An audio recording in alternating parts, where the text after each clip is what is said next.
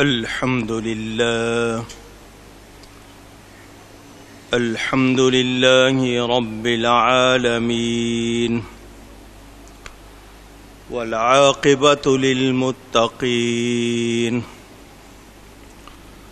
والصلاة والسلام على رسوله سيد المرسلين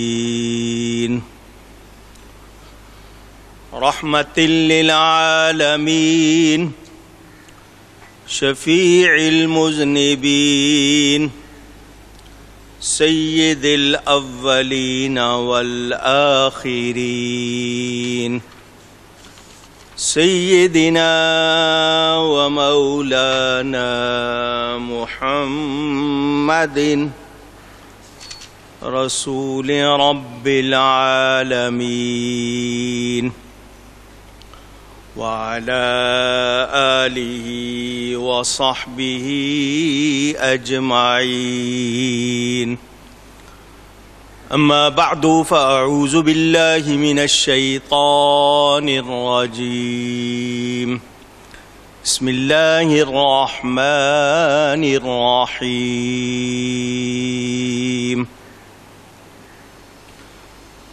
وهو الذي أحياكم ثم يميتكم ثم يحييكم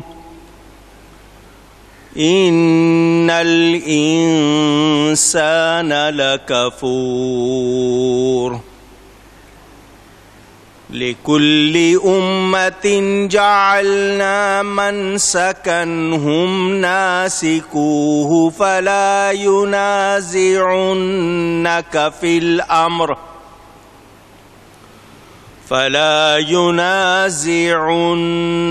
في الأمر وادع إلى ربك إنك لعلى هدى مستقيم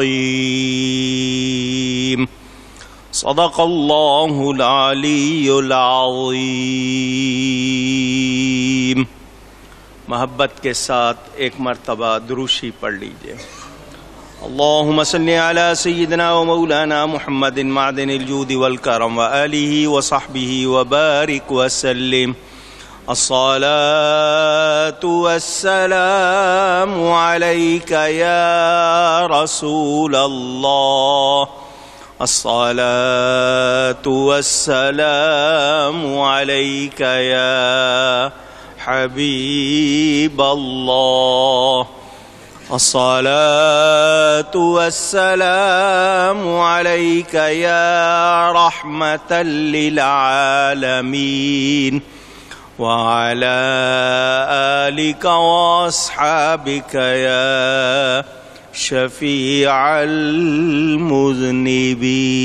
المذنبين۔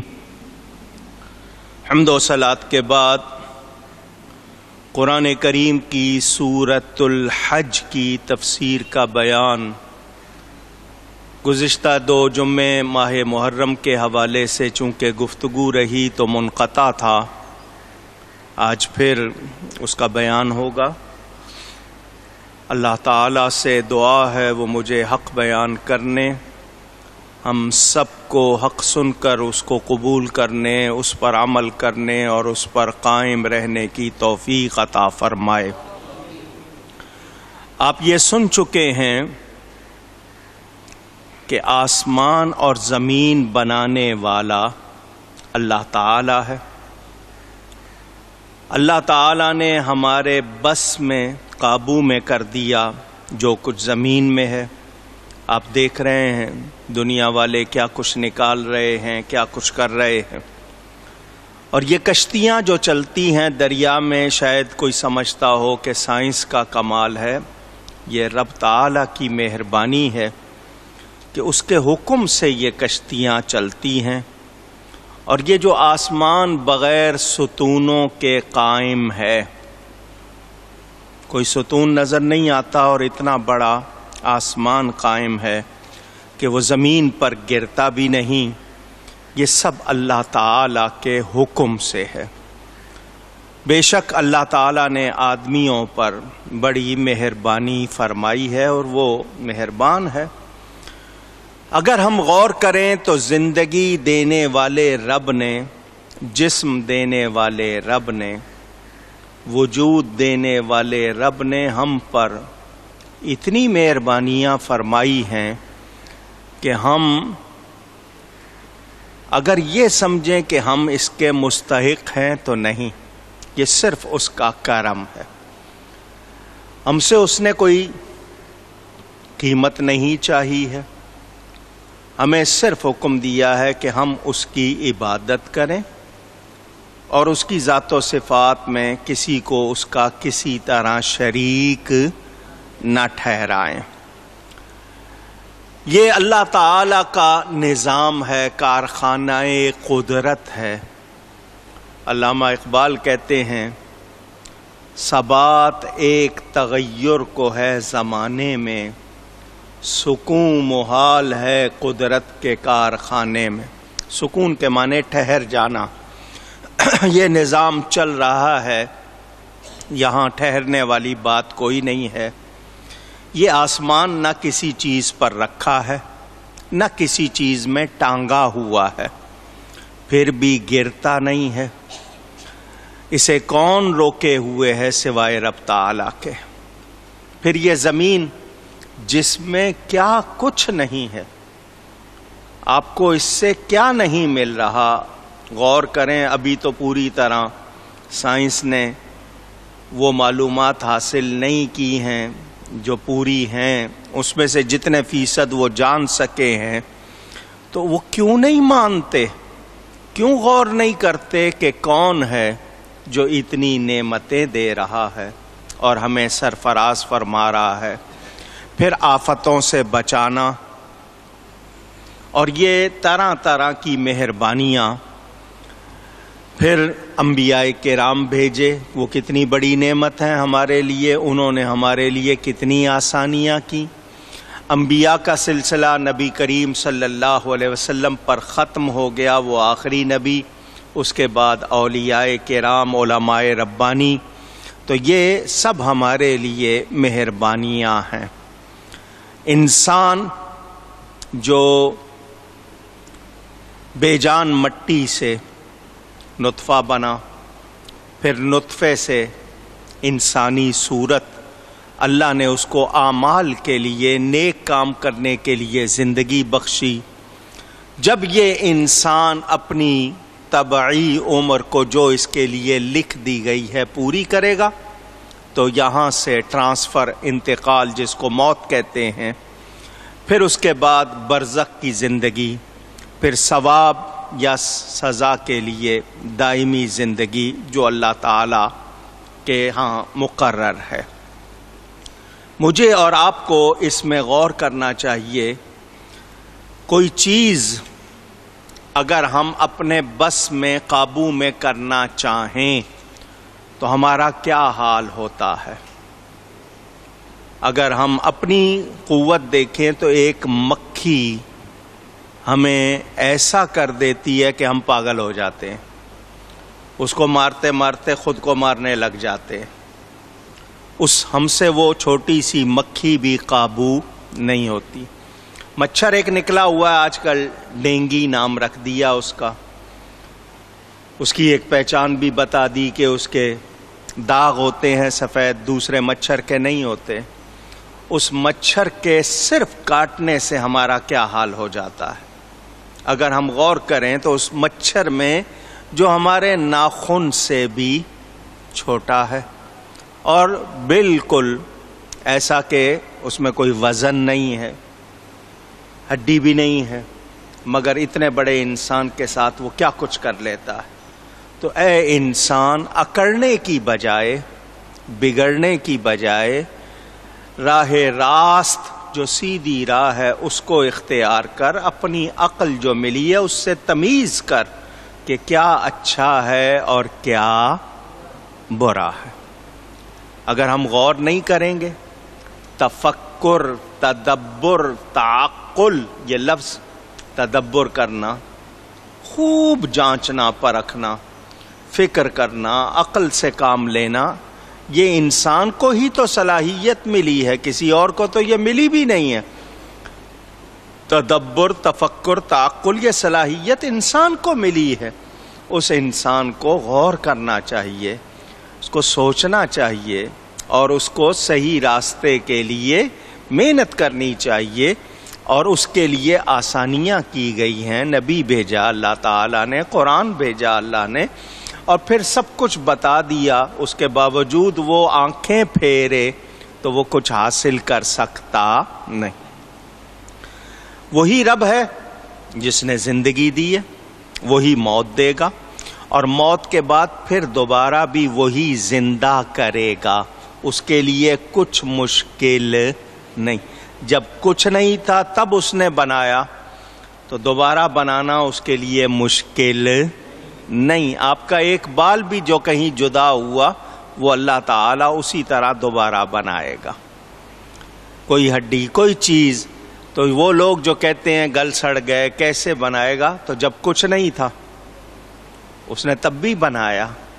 تو وہ جو اپنی عقل کو سب کچھ سمجھتے ہیں، وہ اگر غور کریں تو سب کچھ سامنے ہے، مگر پردے پڑ جاتے ہیں کبھی کبھی، اور ان پردے پڑنے کی وجہ سے آپ کی عقل آپ کا ساتھ نہیں دیتی۔ اسی لیے اللہ والوں کی صحبت میں بیٹھتے ہیں، جس سے وہ پردے اٹھ جاتے ہیں اور بات سمجھ میں آ جاتی ہے۔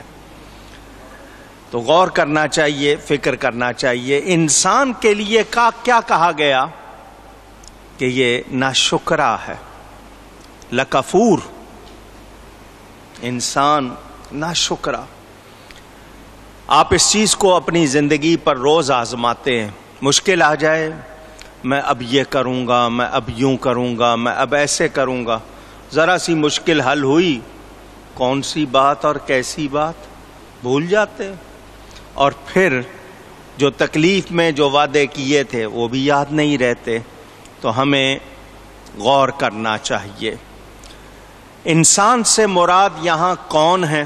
یہاں پر مفسرین نے فرمایا یا تو مراد کافر ہیں، کیونکہ کافر کہتے ہی اس کو ہیں جو انکار کرے، تو وہ جب انکار کر رہے ہیں تو وہ شکر کہاں سے کریں گے؟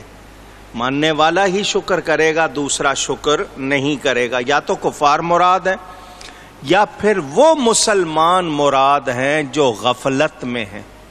غفلت کا مطلب جنہوں نے اپنی توجہ حق سے، سچ سے ہٹائی ہوئی ہے، یا پھر صرف جن سے انسان، یعنی تمام آدمی جو اس میں صحیح ہیں وہ صحیح ہیں، جو صحیح نہیں ہیں وہ۔ تو انبیاء کرام یا اولیاء اس سے متعلق نہیں ہیں، ان کو نہ سمجھ لینا، ہمیشہ استثناء ہوتا ہے اور واضح ہوتا ہے۔ میرے دوستوں اور بزرگوں، نبیوں کے لیے اللہ تعالیٰ نے خود فرمایا، عبدن شکورا کے الفاظ قرآن میں ہیں، ان کے لیے بہت سی اللہ تعالیٰ نے ان کی شانیں بیان کی ہیں۔ تو یہ نہیں سمجھ لینا کہ تمام انسان مراد ہیں، اس میں نبی بھی شامل ہیں، ایسی بات نہیں۔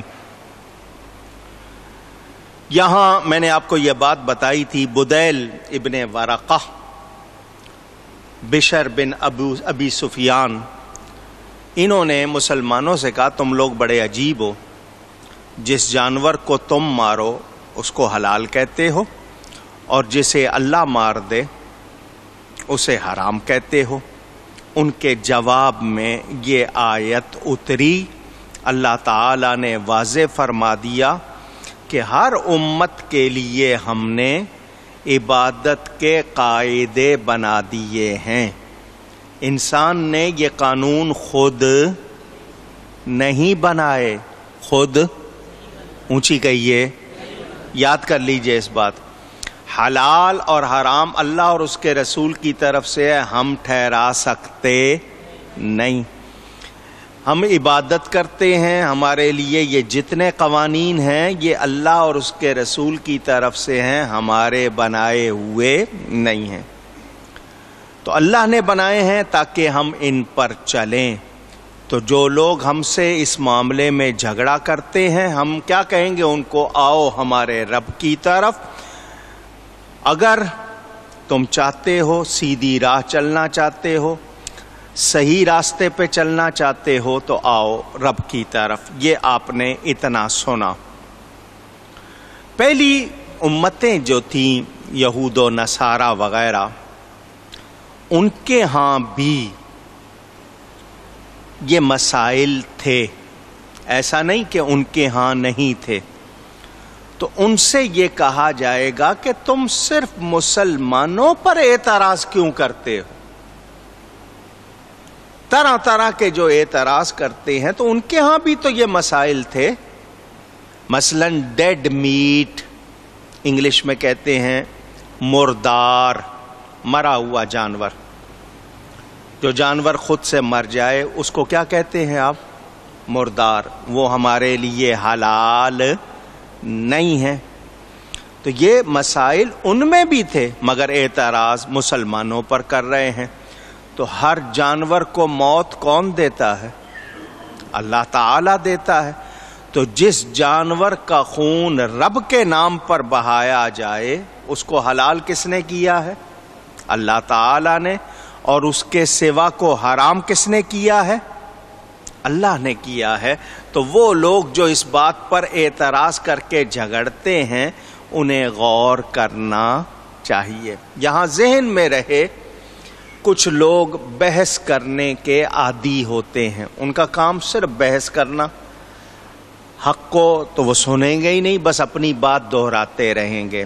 جو رٹا ہوا ہے نا بس اس کو دہرانا ہے، جواب پہ توجہ نہیں دینی. ان کو جواب دیا جائے قرآن حدیث سے، عقلی طور پہ سمجھایا جائے، نہیں جی بس وہی بات.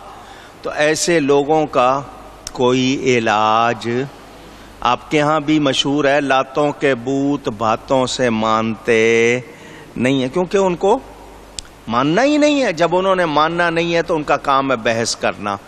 یہ جو قرآن واضح کر رہا ہے، یہ آپ کے ذہن میں اگر کہیں شبہ آ جائے تو اس کا جواب آپ کو دیا جا رہا. اللہ تعالی نے انسان کو عزت والا بنایا ہے. کیا بنایا؟ عزت والا. اسے عظمت بخشی ہے، عالم جماعت سے منتقل کر کے عالم نبات کی طرف لایا، پھر عالم حیوان تک پہنچایا، اس کے بعد ناطق بنایا، بولتا ہے. پھر اسے صوری صورت کے حوالے سے، معنوی یعنی علمی طور پر اور عقلی طور پر نعمتوں سے نوازا.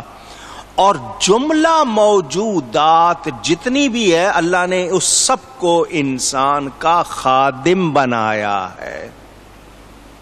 کیا بنایا ہے؟ اب یہ آپ کے ہاتھ ہیں، آپ کے وجود کا حصہ، مگر آپ کے خادم ہیں. کیا ہیں؟ اونچی کوئی چیز آتی ہے، یہ روکتے ہیں یا نہیں روکتے آپ کی طرف؟ پوچھ رہا ہوں آپ سے یہ سمجھنے کے لیے. جتنی موجودات ہیں، آپ لکڑی کہیں، آپ لوہا کہیں، آپ درخت کہیں، آپ پہاڑ کہیں، آپ ذرے کہیں، جتنی چیزیں سب انسان کی خدمت کے لیے ہیں. کس کس طرح آپ کو کہاں کہاں بچاتی ہیں، کس طرح فائدے پہنچاتی ہیں، غور کریں تو آپ کو سمجھ آئے. اس انسان پر لازم تھا یا نہیں کہ ہر وقت اللہ کے شکر میں لگا رہتا؟ یا اللہ اتنی مہربانیاں، اتنا کرم، ہر وقت یہ شکر کرتا رہتا کہ اس پر کتنا لطف اور کرم ہوا ہے، اسے کیسی کیسی بہترین نعمتوں سے نوازا. میں نے مثال دی تھی، پھر سمجھا دیتا ہوں. مجھے بتائیں زمین پر چلنے والا سب سے بڑے جسم کا جانور کون ہے؟ ہاتھی، ایلیفینٹ، فیل. کیا کھاتا ہے؟ گھاس. کیا کھاتا ہے؟ آپ کیا کھاتے ہیں؟ میوے، پھل، طرح طرح کی چیزیں. وہ اتنے بڑے جسم والا گھاس کھاتا ہے. آپ کو درخت کا بہترین حصہ پھل دیا جاتا ہے. آپ غور کریں کیا کیا آپ کھاتے ہیں، کتنے آپ کے لیے طرح طرح کے میوے ہیں، نعمتیں ہیں. کیا اس کے باوجود شکر کرنا چاہیے یا نہیں کرنا چاہیے؟ پوچھ رہا ہوں آپ سے. زمین بچھونا بنا دی، ہوا ہے، پانی ہے، کتنی نعمتیں ہیں، اور ہر طرح کے انکشافات، ان کا علم دیا، سمجھ دی، اس کے لیے رہنمائی کی. تو ناشکری کے لیے جو ہم بہت زیادہ دلیر ہوتے ہیں، ہمیں تو شکر کرنے میں لگے رہنا چاہیے تھا، ہر حال میں ہر وقت اللہ کا شکر کرتے رہتے. اور میرے رب کا وعدہ ہے لَإِن شَكَرْتُمْ لَأَزِيدَنَّكُمْ، تم شکر کرو گے نعمت زیادہ کر دی جائے گی. اور یہ آپ نے آزمایا، جتنے شکر کرتے ہیں ان کو اللہ تعالی نوازتا ہے، ناشکری کرنے والوں کو کچھ ملتا نہیں. ایک بزرگ تھے دیہاتی، اللہ والے تھے، بہت سادی سی زبان. ان کے بارے میں مشہور تھا جو ان سے جا کے ملتا تھا اور وہ جو کہہ دیتے تھے وہ ہو جاتا تھا. ایک صاحب گئے ملنے، ان کو شکایتیں تھیں اپنے مسائل میں، بہت زیادہ تکلیفیں تھیں. حضرت صاحب کے پاس گئے، السلام علیکم. جی وعلیکم السلام. سائیں خیر ہے؟ ان کا طریقہ تھا پوچھنے. انہوں نے کہا جی کدھر خیر ہے، یہ مسئلہ ہے وہ مسئلہ ہے. وہ اپنا تسبیح پڑھتے رہتے، بس اتنا ہی جملہ وہ فرماتے، خیر ہے. اس نے آگے سے کہا کچھ نہیں، آپ اپنی تسبیح میں لگ گئے. باہر نکلا، لوگوں سے کہہ رہا تھا تم کہتے ہو خیر ہو جاتی ہے، میرا تو کچھ نہیں ہوا. ان کا پھر جاؤ. وہ پھر آیا، حضرت صاحب نے پھر اسی طرح، کیوں بھائی خیر ہے؟ نے کہا جی خیر نہیں ہے جی، اسی لیے تو آیا ہوں. حضرت صاحب پھر تسبیح میں لگ گئے.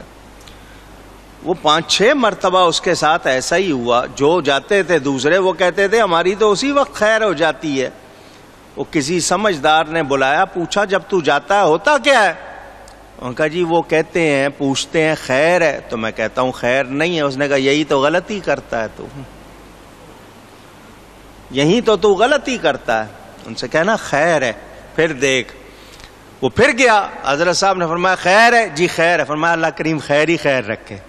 سارے مسئلے حل ہو گئے. شکایت کر رہا تھا تو مسئلے حل نہیں ہوئے. تو یہ طریقہ سیکھنے سکھانے کا کہ شکر کی عادت ڈالیں. ہمیں تکلیف آتی ہے، ہم تکلیف کا اظہار کرتے ہیں، مگر اس کا یہ مطلب نہیں کہ شکایت شروع کر دیں کہ جی دیکھو جی دوسروں کے ساتھ تو ایسا ہو رہا ہے، ہمارے ساتھ یہ ہو رہا ہے. جس طرح شکوہ جواب شکوہ پڑھنے لگ جاتے ہیں، رحمتیں ہیں تیری اغیار کے کاشانے پر، برق